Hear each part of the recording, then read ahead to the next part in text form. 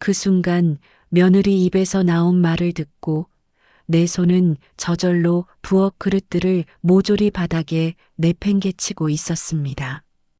쨍그랑 쨍그랑 사기 그릇들이 바닥에 부딪히며 산산조각 나는 소리가 온 집안을 울렸죠.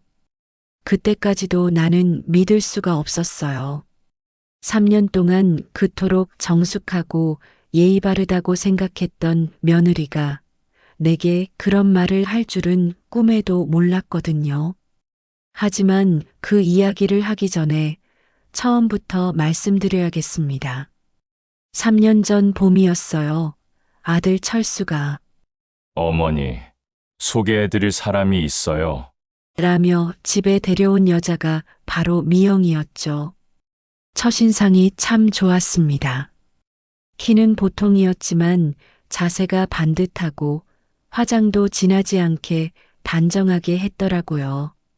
무엇보다 현관에서 신발을 가지런히 정리하고 꽃다발까지 들고 온 모습을 보니 마음이 흐뭇했어요.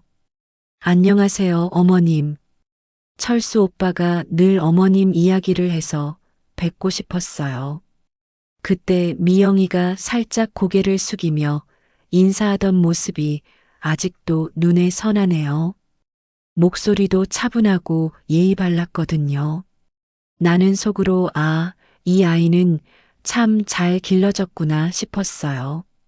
그날 저녁 식사 자리에서도 미영이는 정말 완벽했습니다. 밥을 한 톨도 남기지 않고 깨끗하게 먹더라고요. 그리고 제가 입맛에 맞나요? 라고 물으니까 정말 맛있어요. 어머님 손맛이 이런 거구나 싶어요라고 대답하는데 그 말투가 얼마나 진심스럽던지요. 식사 후에는 설거지까지 자청해서 하겠다고 하더군요. 물론 처음 온 손님에게 일을 시킬 수는 없어서 정중히 말렸지만 그런 마음가짐 자체가 고마웠어요. 요즘 젊은 아이들이 어른께 그런 예의를 보이기가 쉽지 않은데 말이에요. 이 아이는 참 마음씨가 착하구나. 그날 밤 남편에게 그렇게 말했던 기억이 납니다. 남편도 그래, 철수가 좋은 사람 만났네라며 흐뭇해했죠. 그렇게 1년 정도 연애를 하고 미영이와 철수는 결혼을 했어요. 결혼 준비 과정에서도 미영이는 정말 의젓했습니다. 혼수 준비할 때도 과하지 않게 합리적으로 하겠다고 하더라고요. 요즘 젊은 신부들이 의뢰 무리한 요구를 한다는 얘기를 많이 들었는데 미영이는 오히려 어머님 너무 많이 해주시지 마세요. 부담스러워요라고 할 정도였어요. 신혼여행도 국내로 다녀오겠다고 하고 신혼집도 따로 얻지 말고 당분간 함께 살자고 먼저 제안했죠. 나는 정말 기뻤어요. 요즘 며느리들이 시부모와 함께 사는 걸 싫어한다는데 미영이는 오히려 가족이니까 함께 사는 게 당연하죠라고 말하더라고요. 철수야, 너 정말 복 받았다. 그때 나는 진심으로 그렇게 생각했어요. 결혼 후 함께 살기 시작한 첫 몇 달은 정말 평화로웠습니다. 미영이는 아침마다 일찍 일어나서 아들 도시락까지 싸주더라고요. 나보다 먼저 일어나서 밥을 짓고 국을 끓이고 반찬까지 준비해 놓는 거예요. 처음에는 며느리한테 미안해서 미영아, 내가 할게라고 했는데 어머님, 제가 하는 게 당연해요. 편히 쉬세요라고 하더라고요. 그 모습을 보면서 나는 정말 착한 아이구나. 우리 철수가 이런 아내를 만났다니 하며 감사했어요. 설거지할 때도 미영이는 참 꼼꼼했어요. 그릇 하나하나 정성스럽게 닦고 행주질도 깔끔하게 하더라고요. 부엌 정리도 말끔하게 해놓고요. 나는 이 아이는 정말 살림 잘하겠다는 생각이 들었죠. 하지만 조금씩 아주 조금씩 뭔가 이상한 점들이 눈에 들어오기 시작했어요. 가장 먼저 눈치챈 건 물 사용량이었습니다. 예전에는 한 달에 수도 요금이 15,000원 정도 나왔는데 미영이가 와서 살기 시작한 후에는 2만 원을 넘어가더라고요. 처음에는 사람이 늘었으니까 당연하지 하고 생각했어요. 그런데 점점 요금이 올라가는 거예요. 23,000원, 25,000원, 급기야는 3만 원까지 나오더라고요. 이상하네. 설마 물값이 이렇게 많이 올랐나? 나는 혹시 수도관에 새는 곳이 있나 해서 꼼꼼히 살펴봤지만 그런 것도 아니었어요. 그러다가 어느 날 미영이가 설거지하는 모습을 유심히 지켜보게 되었죠. 그때 나는 깜짝 놀랐습니다. 미영이는 수도꼭지를 완전히 틀어놓고 설거지를 하고 있었어요. 물이 세차게 흘러나오는 상태에서 그릇을 하나씩 들고 닦는 거죠. 예전에 내가 설거지할 때는 항상 물을 받아두고 했거든요. 그게 더 깨끗하고 경제적이라고 생각했으니까요. 전기요금도 마찬가지였어요. 예전에는 여름에도 10만 원을 넘은 적이 없었는데 미영이가 온 후 첫 여름에는 15만 원이 나왔어요. 에어컨을 하루 종일 틀어놓더라고요. 나는 보통 정말 더울 때만 잠깐씩 켰는데 말이에요. 하지만 그때까지만 해도 나는 젊은 사람들은 더위를 많이 타나 보다 요즘 세상에 그 정도는 당연하지 하고 넘어갔어요. 며느리가 그렇게 착하고 예의 바른데 그깟 물가, 전기세 가지고 뭐라고 할 수는 없잖아요. 그런데 어느 날부터인가 미영이의 행동들이 조금씩 달라지기 시작했어요. 어머님, 저 친구들이랑 약속이 있어서 늦을 것 같아요. 결혼 초기에는 이런 말도 미리미리 정중하게 했는데 점점 당일에 급하게 얘기하더라고요. 그것도 어머님께 미리 말씀드리지 못해서 죄송해요라는 말 없이 그냥 늦어요라고만 하고 나가는 거예요. 식사 준비도 마찬가지였어요. 처음에는 아침, 저녁 다 챙겨주더니 어느 순간부터는 어머님, 오늘은 제가 피곤해서요라고 하며 눕더라고요. 물론 며느리도 사람인데 매일 할 수는 없죠. 하지만 뭔가 당연한 것처럼 여기는 듯한 태도가 조금 아쉬웠어요. 그래도 나는 참았습니다. 신혼 때니까 피곤하겠지, 회사 다니느라 힘들겠지 하고 이해하려고 노력했어요. 하지만 가장 눈에 거슬렸던 건 역시 물 사용이었어요. 설거지할 때뿐만 아니라 샤워할 때도 세탁할 때도 물을 정말 많이 쓰더라고요.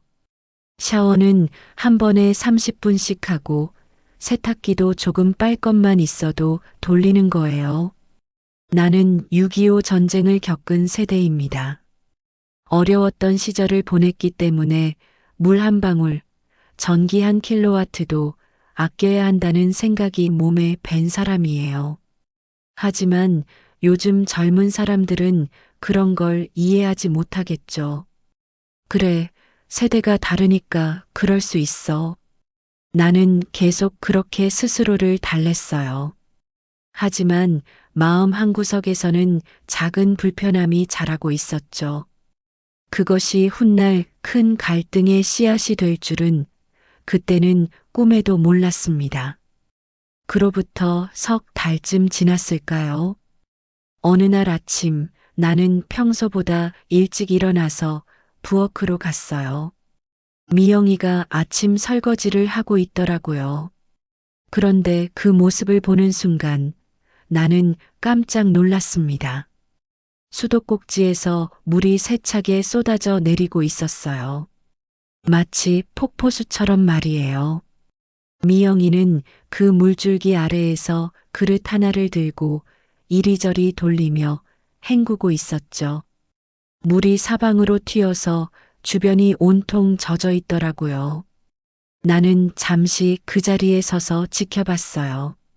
미영이는 그릇 하나를 다 닦고 나서도 수도꼭지를 잠그지 않은 채 다음 그릇을 집어들었어요. 그 사이에도 물은 계속해서 흘러내리고 있었죠. 저렇게 물을 써도 되나? 나도 모르게 그런 생각이 들었어요.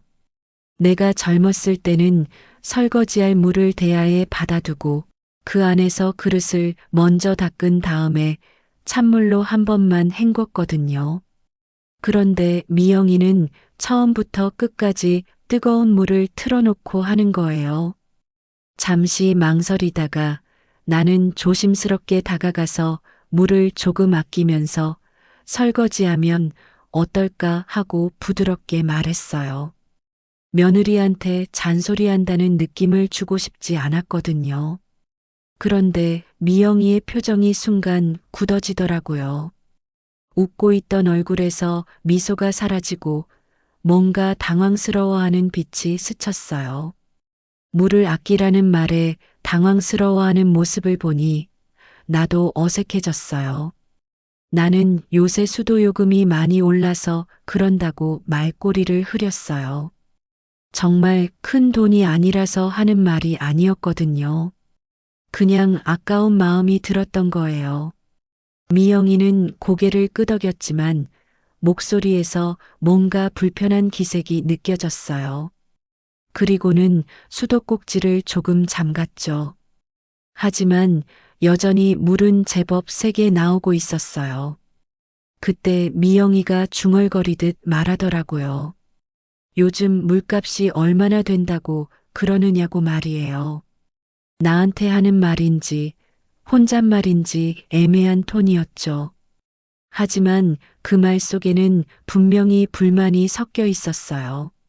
나는 가슴이 답답해지는 걸 느꼈어요. 내가 너무 인색하게 구는 건가 하는 생각이 들더라고요. 하지만 동시에 절약하는 게 뭐가 잘못인가 하는 생각도 들었어요. 나는 잔소리하려는 게 아니라고 그냥 습관적으로 하는 말이라고 변명처럼 중얼거렸어요. 미영이는 짧게 알겠다고 대답하고는 다시 설거지에 집중했어요. 하지만 분위기가 어색해진 건 분명했어요. 나는 더 이상 뭐라고 할 수가 없어서 그냥 부엌을 나왔죠. 그날 하루 종일 마음이 불편했어요. 내가 괜한 소리를 했나?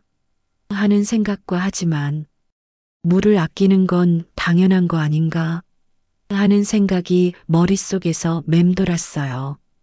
저녁에 철수가 퇴근하고 나서 나는 넌지시 미영이 기분이 좀 이상하다고 물어봤어요. 아침에 설거지할 때 물 좀 아껴 쓰라고 했더니 좀 불편해하는 것 같다고 했죠. 철수는 잠시 생각하더니 웃으며 말했어요. 요즘 세상에 물 몇 리터 가지고 그럴 것까지야 뭐야. 미영이도 회사 다니느라 피곤한데. 그런 걸로 스트레스 주지 말라고 하더라고요.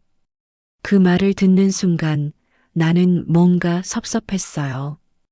아들도 내 마음을 이해하지 못하는 것 같았거든요. 나는 물을 아끼는 게 어떻고 말하려고 했지만 철수는 대수롭지 않다는 듯이 한 달에 수도요금이 얼마나 더 나온다고 하냐며 자기들이 다 낼 테니까 신경 쓰지 말라고 했어요. 철수는 대수롭지 않다는 듯이 말했지만 나한테는 그게 문제가 아니었어요. 돈의 문제가 아니라 마음가짐의 문제였거든요. 그날 밤 잠자리에 들어서도 계속 그 일이 머릿속을 맴돌았어요. 나는 정말 잘못한 걸까? 물을 아껴 쓰라고 하는 게 그렇게 이상한 일일까? 다음 날 아침 미영이는 평소보다 차갑게 인사했어요. 예전처럼 환한 웃음은 없었고 형식적인 인사만 했죠. 그리고 설거지할 때도 나를 의식하는 듯 어색하게 하더라고요. 아, 내가 정말 실수했구나. 나는 후회가 되기 시작했어요. 괜히 그런 말을 해서 며느리 기분을 상하게 했다는 생각이 들었거든요. 하지만 며칠 후 나는 또 다른 것을 발견했어요. 미영이가 샤워할 때도 정말 오래 하더라고요. 한 번 들어가면 30분, 40분씩 나오지 않는 거예요. 그동안 계속 물이 흘러나오고 있겠죠. 세탁기도 마찬가지였어요. 빨옷이 별로 없어도 그냥 돌리더라고요. 나 같으면 며칠 모아서 한 번에 돌릴 텐데 말이에요. 그런 것들을 보면서 나는 점점 마음이 복잡해졌어요. 내가 너무 옛날 사람인가 하는 생각과 그래도 이건 너무 심하지 않나 하는 생각이 동시에 들었거든요. 그런데 더 당황스러운 건 미영이가 나를 바라보는 시선이 달라졌다는 거예요. 예전에는 정말 공손하고 따뜻한 눈빛이었는데 이제는 뭔가 경계하는 듯한 느낌이 들었어요. 내가 미영이한테 나쁜 시어머니로 보이는 건 아닐까? 그런 걱정이 들기 시작했어요. 나는 정말 며느리를 사랑하고 아껴주고 싶었는데 자꾸 이상한 방향으로 흘러가는 것 같았거든요.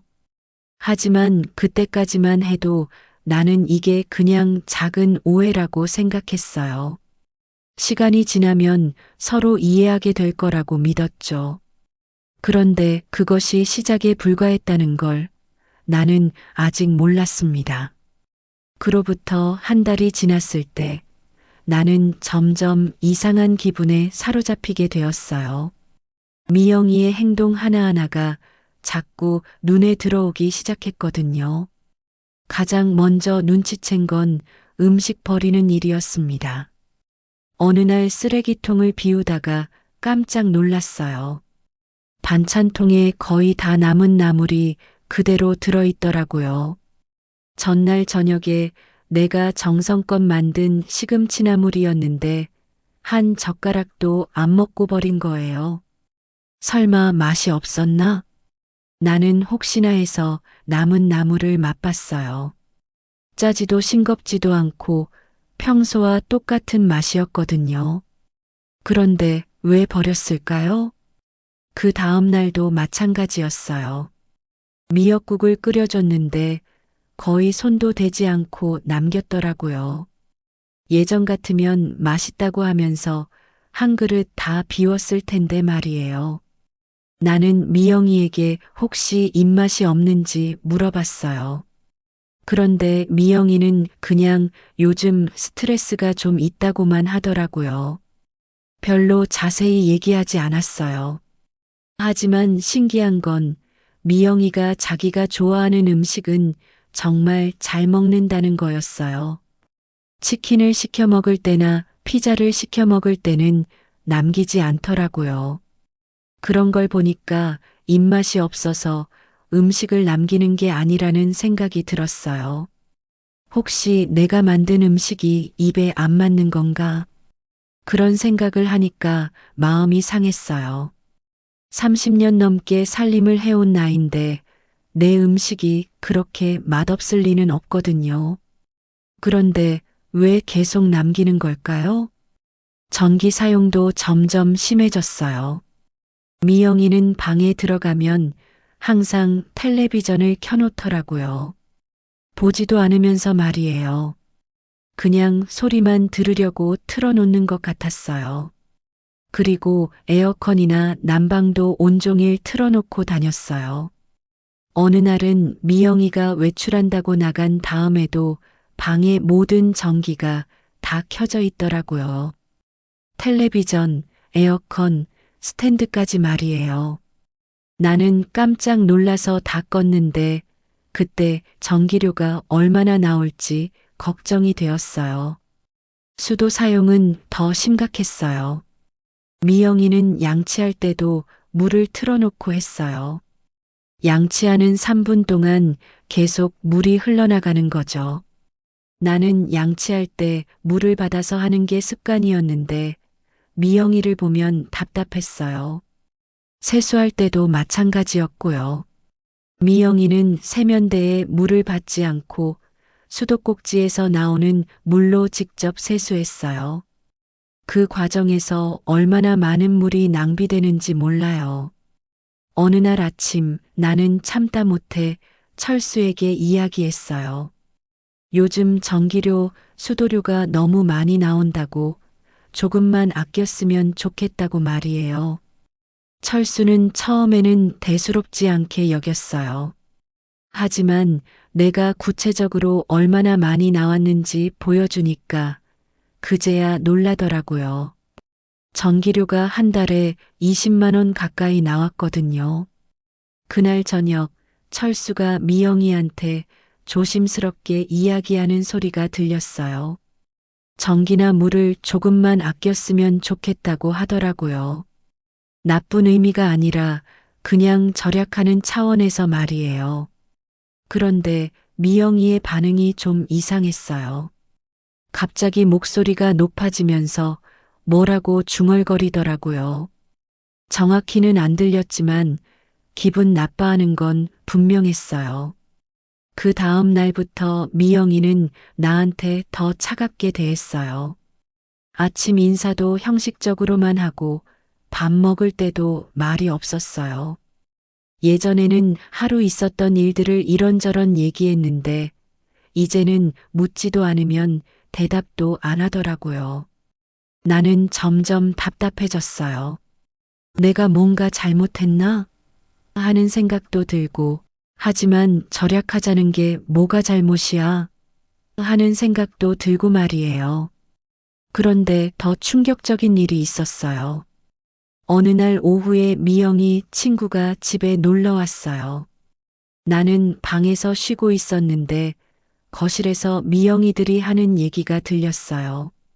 미영이가 친구한테 하는 말을 들어보니 시어머니가 물 쓰는 것까지 간섭한다는 거예요. 그리고 전기 아끼라고 맨날 잔소리라고 하더라고요. 그 말을 듣는 순간 나는 정말 기가 막혔어요. 내가 언제 맨날 잔소리를 했다고 그러는 거예요? 한두 번 조심스럽게 부탁한 게 전부인데 말이에요. 더 충격적인 건 미영이 친구의 반응이었어요. 요즘 시어머니들이 다 그렇다면서 며느리 힘들게 하기 좋아한다고 맞장구를 치더라고요. 나는 그 자리에서 벌떡 일어나서 나가고 싶었어요. 하지만 참았어요. 괜히 나갔다가 더 이상해질까봐 말이에요. 하지만 그날 이후로 나는 미영이를 보는 눈이 완전히 달라졌어요. 겉으로는 예의 바르게 구는데 뒤에서는 나를 그렇게 말하고 다니는구나 싶었거든요. 그동안 내가 참았던 것들이 하나하나 떠오르기 시작했어요. 물 낭비하는 것, 전기 낭비하는 것, 음식 남기는 것들 말이에요. 그리고 점점 차가워지는 태도까지.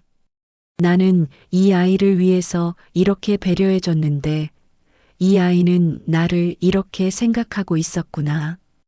그런 생각을 하니까 서운하고 속상했어요. 하지만 아직까지는 참을 수 있었어요. 며느리니까, 가족이니까 이해해야 한다고 생각했거든요. 하지만 이것도 시작에 불과했다는 걸 그때는 몰랐습니다. 그해 겨울이 되자 나는 정말 충격적인 것을 발견했어요. 난방비 고지서를 받아보니 한 달에 40만 원이 넘게 나온 거예요. 지난해 같은 달에는 25만 원 정도였는데 말이에요. 나는 깜짝 놀라서 고지서를 다시 한번 확인해 봤어요. 혹시 잘못 나온 건 아닌지 아니면 요금이 많이 올랐나 싶어서 말이에요. 하지만 계량기 수치도 맞고 요금표를 봐도 그렇게 많이 오른 것 같지는 않더라고요. 도대체 왜 이렇게 많이 나왔지? 나는 며칠 동안 미영이의 난방기 사용 패턴을 지켜봤어요. 그런데 정말 깜짝 놀랐어요. 미영이는 아침에 일어나자마자 보일러를 최고로 틀어놓고 출근할 때도 끄지 않고 나가더라고요. 저녁에 들어와서도 온도를 높게 맞춰놓고 잠들 때까지 계속 틀어놨어요. 나는 평소에 집에 아무도 없을 때는 보일러를 끄고 사람이 있을 때만 적당히 틀었거든요. 그런데 미영이는 하루 종일 틀어놓는 거예요. 뿐만 아니라 미영이 방의 온도는 항상 25도 이상으로 맞춰져 있었어요. 나는 겨울에도 20도 정도면 충분하다고 생각했는데 말이에요. 그 작은 온도 차이가 이렇게 큰 요금 차이를 만드는 줄은 몰랐어요. 나는 철수에게 이 얘기를 했어요. 난방비가 너무 많이 나와서 걱정이라고, 조금만 아꼈으면 좋겠다고 말이에요. 철수는 처음에는 그냥 겨울이라서 그런 거 아니냐고 했어요. 하지만 내가 작년 고지서와 비교해서 보여주니까 그제야 심각성을 느끼더라고요. 그날 저녁 철수가 미영이한테 조심스럽게 말했어요. 난방비가 좀 많이 나와서 온도를 조금 낮춰서 지내면 어떨까 하고 말이에요. 그런데 미영이 반응이 예상과 달랐어요. 갑자기 표정이 굳어지면서 자기가 추위를 많이 탄다고 하더라고요. 그리고 건강상 문제가 있을 수도 있으니까 온도를 낮출 수 없다고 했어요. 나는 그 말을 듣고 좀 당황스러웠어요. 건강상 문제라니 그런 얘기는 처음 듣는 거였거든요. 하지만 며느리가 그렇게 말하는데 뭐라고 할 수는 없었어요. 그런데 며칠 후에 이상한 일이 있었어요. 미영이가 친구들과 카페에 갔다가 돌아와서 하는 말이 카페가 너무 추워서 못 견디겠더라는 거예요. 그런데 내가 알기로는 그 카페는 난방을 정말 잘하는 곳이거든요. 혹시 미영이가 정말 추위를 많이 타는 체질인가? 나는 그런 생각을 했어요. 사람마다 체질이 다르니까 이해해야겠다고 생각했죠. 하지만 며칠 후 나는 더 이상한 걸 발견했어요. 미영이가 이웃집 아줌마한테 하는 말을 우연히 들었는데 시어머니가 난방비 아끼라고 잔소리한다는 거예요. 그 말을 듣는 순간 나는 정말 어이가 없었어요. 건강상 문제라고 해놓고 뒤에서는 시어머니 탓을 하고 있었던 거예요. 더 충격적인 건 이웃집 아줌마의 반응이었어요. 요즘 시어머니들이 다 그렇다면서 며느리 괴롭히기 좋아한다고 맞장구 치더라고요.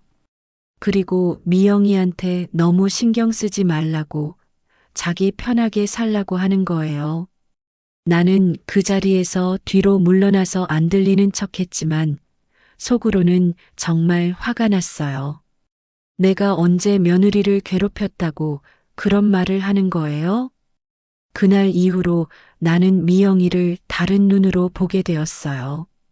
겉으로는 순종적이고 예의 바르게 굴면서 뒤에서는 나를 나쁜 시어머니로 만들고 다니는구나 싶었거든요.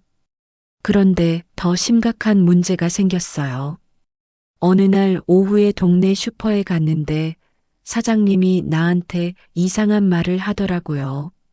며느리분이 와서 시어머니가 돈을 잘 안 주신다고 생활비가 부족해서 고생한다고 했다는 거예요. 나는 그 말을 듣고 정말 기가 막혔어요. 내가 언제 미영이한테 돈을 안 줬다고 그런 말을 하는 거예요? 생활비는 철수가 주는 거고 나는 오히려 미영이한테 용돈까지 따로 줬거든요. 집에 돌아와서 철수한테 그 얘기를 했어요. 혹시 미영이가 돈이 부족한지 생활비를 더 줘야 하는 건 아닌지 물어봤죠. 철수는 그런 얘기를 들어본 적이 없다고 하더라고요. 미영이한테 직접 물어보겠다고 했어요. 그날 저녁 철수가 미영이한테 혹시 생활비가 부족한지 물어봤어요. 그런데 미영이는 갑자기 당황하면서 그런 말 한 적 없다고 하더라고요. 혹시 누가 잘못 들은 게 아니냐고 말이에요. 나는 그 모습을 보면서 확신했어요. 미영이가 밖에서 나에 대해 좋지 않은 얘기를 하고 다니고 있구나 하고 말이에요. 그런데 가장 충격적인 일은 따로 있었어요. 어느 날 밤 미영이가 친구랑 통화하는 소리가 들렸는데 시어머니 때문에 스트레스가 정말 심하다는 거예요. 물 아끼라고 맨날 잔소리하고 전기 아끼라고 간섭하고 심지어 먹는 것까지 신경 쓴다고 하더라고요. 그리고 제일 기가 막힌 건 아직도 전쟁 때 사는 줄 안다는 말이었어요. 물 몇 리터 아끼는 게 뭐 대수냐면서 정말 답답하다고 하더라고요. 나는 그 말을 듣고 온몸이 부들부들 떨렸어요. 내가 3년 동안 참고 배려해 준 게 미영이한테는 그런 의미였던 거예요. 전쟁을 겪지 않은 사람들은 모를 거예요. 그때 우리가 얼마나 어렵게 살았는지, 물 한 방울, 쌀 한 톨이 얼마나 소중했는지 말이에요. 그런 경험 때문에 절약하는 게 몸에 밴 건데, 그걸 이해하지 못할 거라고는 생각했지만, 이렇게까지 무시당할 줄은 몰랐어요. 그날 밤 나는 잠을 이룰 수가 없었어요. 지금까지 내가 얼마나 바보 같았는지, 미영이의 진짜 속마음을 전혀 모르고 있었는지 깨닫게 되었거든요. 하지만 이것도 진짜 폭발의 전조에 불과했습니다. 그해 추석이 다가왔을 때였어요. 명절 준비로 바쁜 시기였죠. 나는 일주일 전부터 차례상에 올릴 음식들을 준비하기 시작했어요. 전도 부치고 나물도 무치고 탕국도 끓이고 말이에요. 미영이도 처음에는 도와주겠다고 했어요. 하지만 막상 일을 시작하니까 핑계가 하나둘씩 늘어나더라고요. 회사에서 야근을 한다. 친구들과 약속이 있다. 몸이 좀 아프다. 뭐 이런 식으로 말이에요. 결국 나 혼자서 거의 모든 준비를 하게 되었어요. 하지만 그것도 참았어요. 며느리도 직장을 다니니까 바쁠 수 있다고 생각했거든요. 추석 당일 아침이었어요. 나는 새벽 5시부터 일어나서 마지막 준비를 하고 있었어요. 그런데 미영이는 9시가 되어서야 일어나더라고요. 그것도 내가 깨우고 나서 말이에요. 미영이는 일어나자마자 샤워를 하러 들어갔어요. 평소보다도 더 오래 하더라고요. 40분 넘게 나오지 않았어요. 그 사이에 나는 혼자서 상 차리는 일을 해야 했죠. 손님들이 오기 전에 설거지를 미리 해두려고 했는데 그때 미영이가 나왔어요. 머리를 말리느라 드라이어를 한참 돌리더라고요. 그리고 화장하는데도 1시간 가까이 걸렸어요. 나는 속으로 답답했지만 참았어요. 명절날이니까 예쁘게 꾸미고 싶을 수도 있다고 생각했거든요. 손님들이 오기 시작했어요. 철수의 형님 가족들이 먼저 왔고 이어서 친척들이 하나둘씩 도착했죠. 미영이는 그때서야 부엌으로 와서 도우려고 했어요. 그런데 설거지하는 미영이를 보니까 또 물을 콸콸 틀어놓고 하는 거예요. 평소보다도 더 심하게 말이에요. 손님들이 많으니까 그릇도 많았는데 그렇게 물을 쓰면 얼마나 낭비가 될까 싶었어요. 나는 잠시 지켜보다가 참을 수 없어서 미영이 옆으로 갔어요. 그리고 조심스럽게 말했어요. 손님들이 많으니까 물을 조금 아껴가면서 설거지하면 어떨까 하고 말이에요. 그런데 그 순간 미영이의 얼굴이 확 변했어요. 지금까지 본 적 없는 표정이었어요. 짜증이 가득한 얼굴로 나를 쳐다보더라고요. 그리고는 갑자기 목소리를 높였어요. 몇십 원 아끼려고 그러느냐고 정말 답답하다고 하더라고요.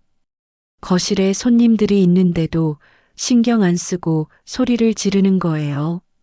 나는 깜짝 놀라서 미영이를 말렸어요. 손님들이 듣는다고 조용히 하라고 했죠. 하지만 미영이는 멈추지 않았어요. 그리고는 더 충격적인 말을 했어요. 제발 그만 좀 하라고, 이게 뭐 대수라고 그러냐고 소리치더라고요. 그 말을 하는 미영이의 얼굴에는 지금까지 숨겨왔던 짜증과 불만이 가득했어요. 나는 그 순간 정말 당황스러웠어요. 손님들 앞에서 며느리가 시어머니한테 이렇게 소리를 지르다니 꿈에도 생각하지 못했거든요. 다행히 거실의 손님들은 텔레비전 소리 때문에 정확히 듣지는 못한 것 같았어요. 하지만 분위기가 이상하다는 건 느꼈을 거예요. 나는 어떻게든 상황을 수습하려고 했어요. 미영이한테 조용히 하라고 하면서 내가 잘못했다고 말했어요. 하지만 미영이는 이미 화가 난 상태였어요. 그날 차례를 지내는 동안 내내 분위기가 어색했어요. 미영이는 얼굴을 굳히고 있었고 나도 마음이 편하지 않았죠. 손님들도 뭔가 이상함을 느꼈는지 일찍 돌아갔어요. 손님들이 모두 간 후 나는 미영이한테 이야기하려고 했어요. 하지만 미영이는 피곤하다며 방으로 들어가 버렸어요. 그날 밤 나는 잠을 이룰 수가 없었어요. 명절날 그런 일이 생기다니 정말 당황스럽고 속상했거든요. 그리고 미영이의 진짜 모습을 본 것 같아서 충격이었어요. 그로부터 며칠 후 더 충격적인 일이 있었어요. 미영이가 친구들과 전화 통화하는 소리를 또 들었는데 추석 때 일을 완전히 다르게 말하고 있더라고요. 미영이 말로는 시어머니가 명절 준비를 혼자 다 하려고 하면서 자기가 도우려고 해도 받아주지 않았다는 거예요. 그러면서 물 아끼라고 잔소리까지 했다고 하더라고요. 나는 그 말을 듣고 정말 기가 막혔어요.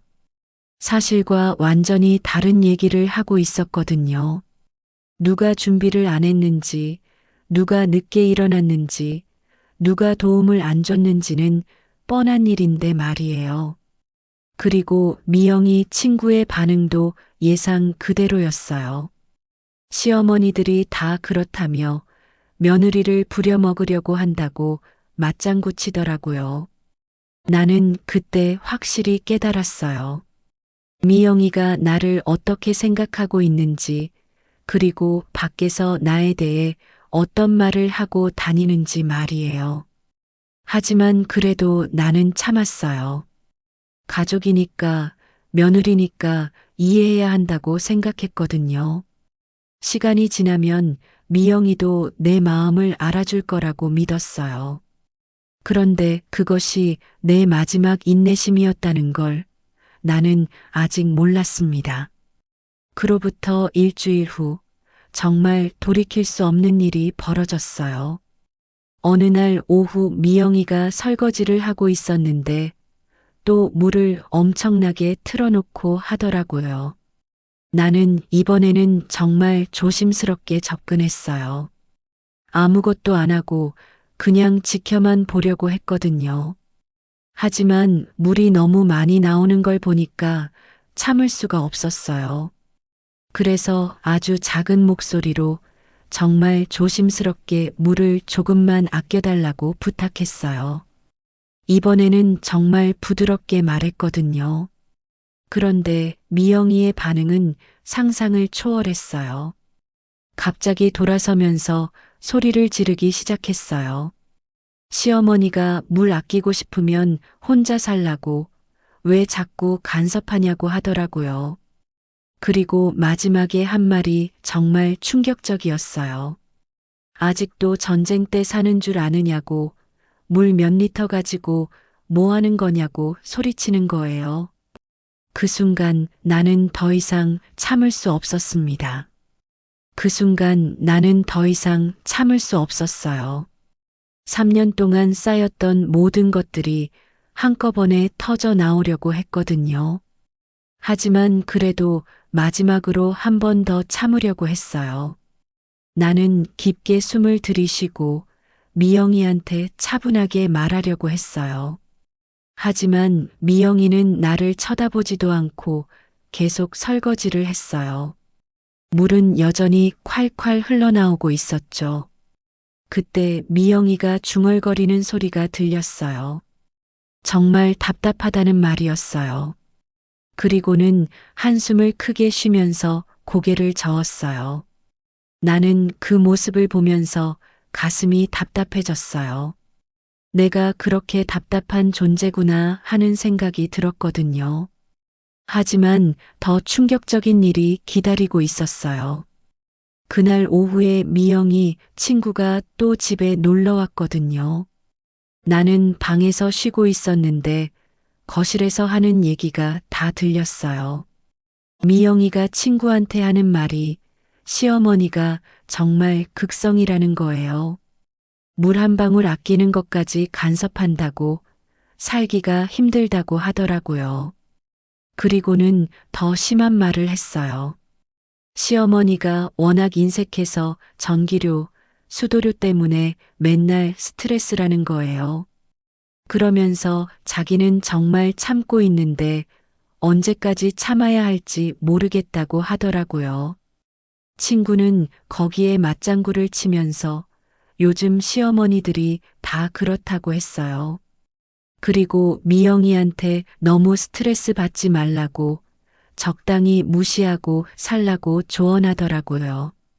나는 그 말들을 들으면서 정말 기가 막혔어요.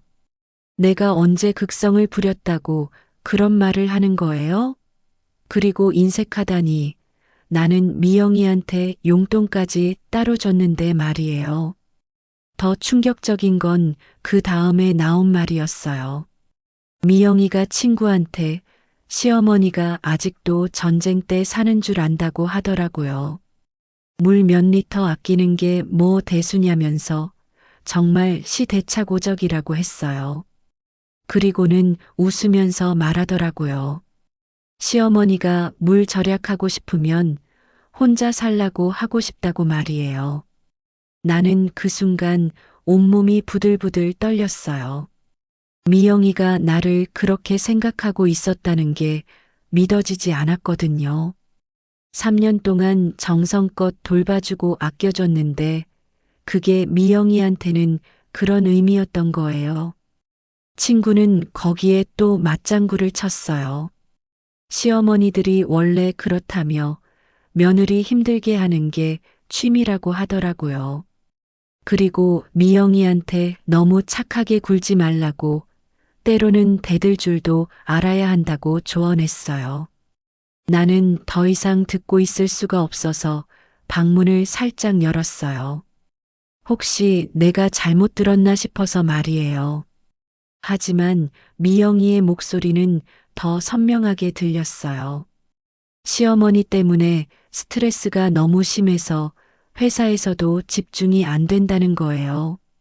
그리고 남편한테 말해봐도 시어머니 편만 든다고 정말 답답하다고 하더라고요. 철수가 내 편을 든다고? 나는 그 말을 듣고 더욱 어이가 없었어요. 철수는 오히려 미영이 편을 들어줬는데 그것도 불만이었던 거예요. 그때 친구가 한 말이 정말 충격적이었어요. 시어머니한테 한번 제대로 말해봐야 한다는 거예요. 너무 참고만 있으면 더 심해진다며 확실하게 선을 그어야 한다고 조언하더라고요. 미영이는 그 말에 동조하면서 다음에 또 그런 일 있으면 참지 않겠다고 했어요. 물 아끼라고 또 잔소리하면 확실하게 말해주겠다고 하더라고요. 나는 그 말을 듣고 너무 분해서 눈물이 날 것 같았어요. 내가 언제 잔소리를 했다고 그런 말을 하는 거예요? 나는 정말 조심스럽게 부탁하는 마음으로 말했는데 말이에요. 친구들이 돌아간 후 나는 미영이와 마주쳤어요. 미영이는 아무렇지도 않은 표정으로 인사했어요. 마치 방금 전까지 나에 대해 그런 말을 했던 게 아닌 것처럼 말이에요. 그 모습을 보니까 더욱 화가 났어요. 겉으로는 예의 바른 며느리인 척하면서 뒤에서는 나를 그렇게 말하고 다녔던 거예요. 그날 저녁 철수가 퇴근하고 나서 나는 오늘 있었던 일을 말할까 고민했어요.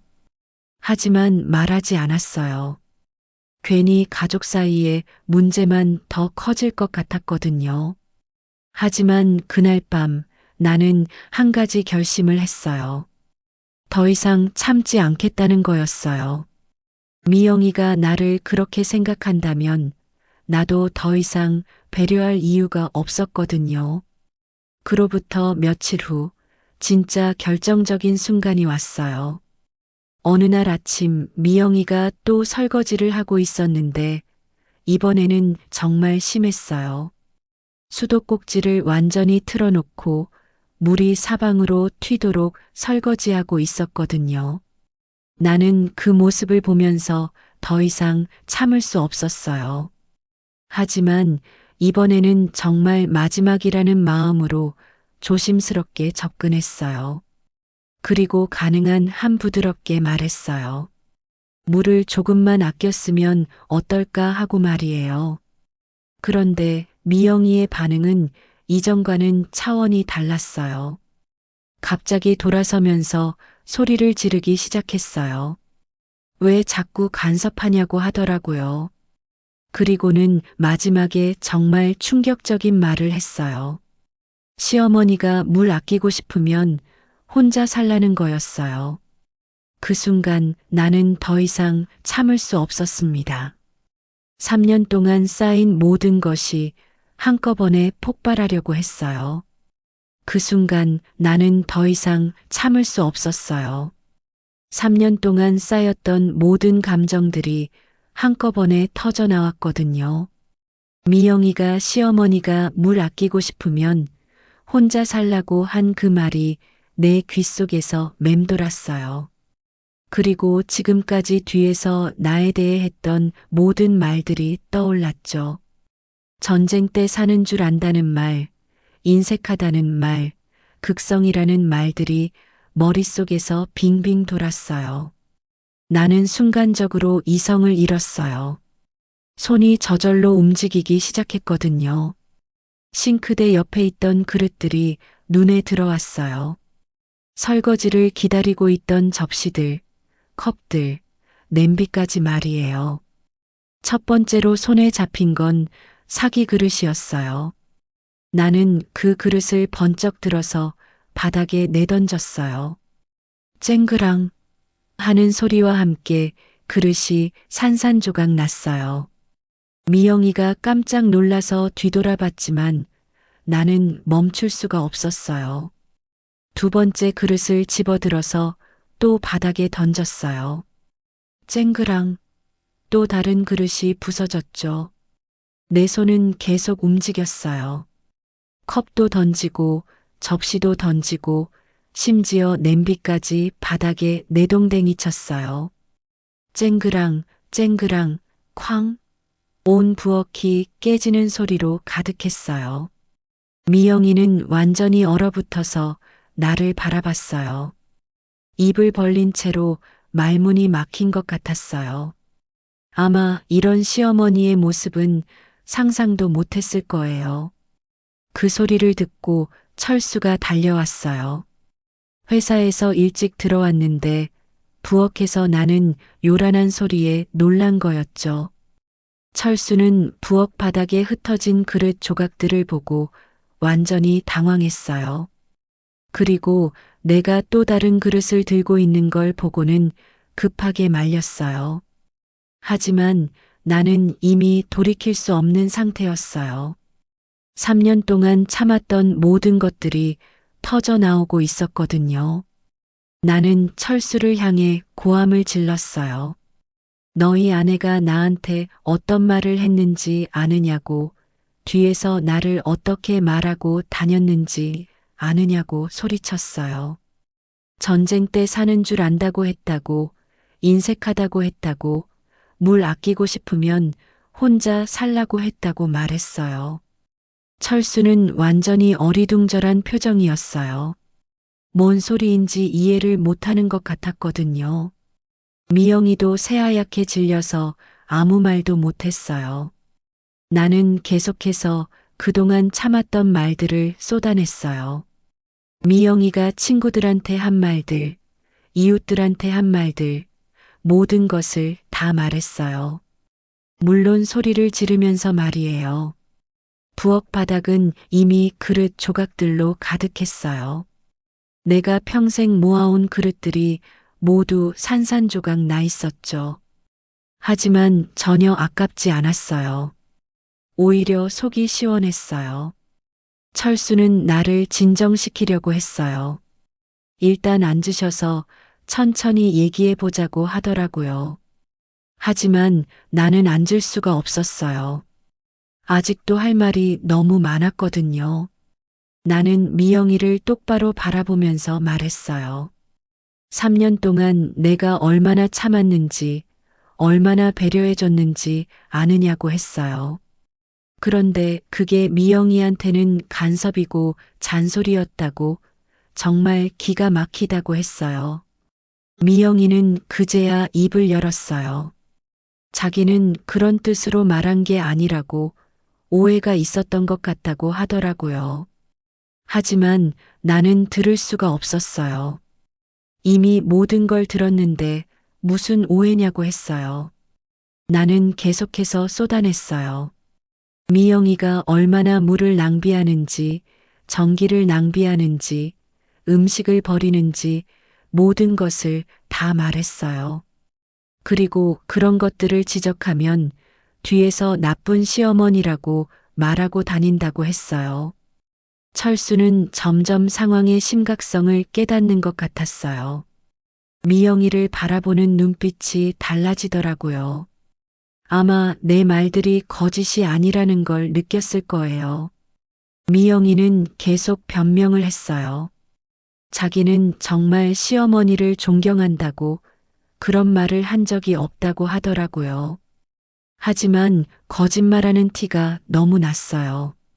나는 더 이상 들을 수가 없어서 마지막 한마디를 했어요. 이제는 더 이상 참지 않겠다고. 미영이가 나를 그렇게 생각한다면 나도 그렇게 행동하겠다고 선언했어요. 그리고 부엌을 나와버렸어요. 바닥에는 여전히 그릇 조각들이 흩어져 있었지만 나는 뒤돌아보지 않았어요. 방에 들어가서 문을 닫고 나니 온몸이 후들후들 떨렸어요. 내가 정말 그런 일을 저질렀다는 게 믿어지지 않았거든요. 하지만 후회는 되지 않았어요. 오히려 속이 시원했어요. 거실에서는 철수와 미영이가 작은 목소리로 대화하는 소리가 들렸어요. 뭔가 진지하게 이야기하고 있는 것 같았어요. 아마 철수가 미영이한테 따져 묻고 있을 거예요. 그 소리를 들으면서 나는 생각했어요. 이제야 진실이 밝혀지는구나 하고 말이에요. 3년 동안 숨겨져 있던 모든 것들이 드러나는 순간이었어요. 밤이 깊어도록 철수와 미영이의 대화는 계속되었어요. 때로는 목소리가 높아지기도 하고 때로는 조용해지기도 했어요. 하지만 나는 나가지 않았어요. 그들이 스스로 해결해야 할 일이라고 생각했거든요. 그날 밤 나는 오랜만에 깊이 잠들었어요. 마음이 한결 가벼워진 느낌이었거든요. 3년 동안 가슴에 쌓여있던 응어리가 모두 풀린 것 같았어요. 다음 날 아침 나는 평소보다 늦게 일어났어요. 어젯밤 그 일로 몸과 마음이 다 지쳐 있었거든요. 방에서 나와 부엌으로 가니 바닥이 깨끗하게 정리되어 있었어요. 어젯밤 내가 던진 그릇 조각들이 모두 치워져 있더라고요. 싱크대 위에는 간단한 아침 식사가 준비되어 있었어요. 계란 후라이와 토스트, 그리고 따뜻한 우유 한 잔이 놓여 있었죠. 누가 준비했는지는 뻔했어요. 거실로 나가니 미영이가 소파에 앉아 있었어요. 평소 같으면 회사에 갔을 시간인데 오늘은 휴가를 낸 것 같았어요. 미영이의 얼굴은 많이 부어 있었고 밤새 울었다는 게 한눈에 보였어요. 나를 보자 미영이가 벌떡 일어났어요. 그리고 내 앞으로 와서 깊숙이 고개를 숙였어요. 그 모습을 보니 어젯밤 철수와 얼마나 많은 이야기를 나눴을지 짐작이 갔어요. 미영이는 떨리는 목소리로 진심 어린 사과를 했어요. 그동안 시어머니의 마음을 전혀 이해하지 못했다고, 정말 잘못했다고 했어요. 그리고 앞으로는 절대 그런 일이 없을 거라고 약속했어요. 나는 그 모습을 보면서 복잡한 기분이 들었어요. 어젯밤까지만 해도 화가 났었는데 이렇게 진심으로 사과하는 미영이를 보니 마음이 누그러졌어요. 그날부터 미영이는 정말 달라졌어요. 설거지할 때도 물을 받아서 하기 시작했고 샤워 시간도 많이 줄였어요. 전기도 아껴 쓰고 음식도 남기지 않으려고 노력했어요. 가장 놀라운 건 미영이가 직접 절약 방법을 물어봤다는 거예요. 어떻게 하면 물을 더 아껴 쓸 수 있는지, 전기료를 줄일 수 있는지 진심으로 궁금해했어요. 나는 그런 미영이에게 하나씩 알려줬어요. 설거지할 때는 물을 받아서 하는 게 좋다고, 세탁할 때는 모아서 한 번에 하는 게 경제적이라고 말이에요.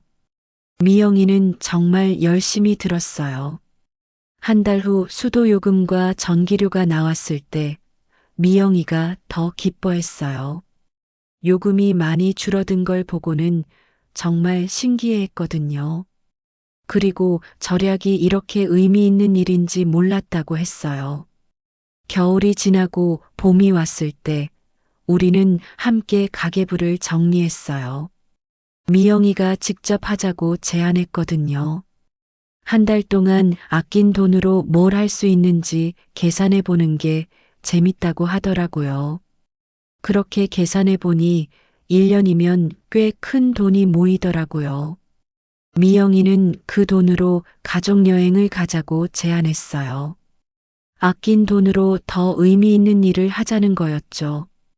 어느 날 미영이가 나한테 말했어요. 처음에는 시어머니가 왜 그렇게 물을 아끼라고 하는지 이해를 못했다고 했어요. 하지만 지금은 안다고, 작은 것부터 아끼는 마음이 얼마나 소중한지 깨달았다고 하더라고요. 그리고는 미안하다고 또 한 번 사과했어요. 그때 미영이 눈에는 진심이 가득했어요. 나는 그런 미영이가 기특하고 고마웠어요. 이제 우리 집은 정말 평화로워졌어요. 미영이와 나는 함께 장을 보고, 함께 요리하고, 함께 절약하는 방법을 고민해요. 그리고 서로의 마음을 이해하려고 노력해요. 돌이켜보니 그때 내가 그릇을 던진 건 잘한 일은 아니었어요. 하지만 그 일이 있었기 때문에 우리가 서로의 진심을 알 수 있었던 것 같아요. 젊은 사람들은 절약의 의미를 잘 모를 수도 있어요. 하지만 그게 단순히 돈을 아끼는 게 아니라 소중한 것을 지키는 마음이라는 걸 이해하면 달라질 수 있어요. 미영이가 그랬듯이 말이에요. 지금 우리는 정말 행복하게 살고 있어요. 작은 것부터 함께 아끼고 함께 나누면서 진짜 가족이 된 것 같거든요. 그리고 그 시작은 서로를 이해하려는 마음이었어요. 세상에는 참 많은 시어머니와 며느리가 있을 거예요. 서로 다른 세대, 서로 다른 생각을 가지고 살아가는 사람들 말이에요. 하지만 조금만 이해하려고 노력한다면 우리처럼 행복해질 수 있을 거예요. 작은 배려와 이해, 그리고 진심 어린 소통이 모든 걸 바꿀 수 있다는 걸 우리가 증명했거든요.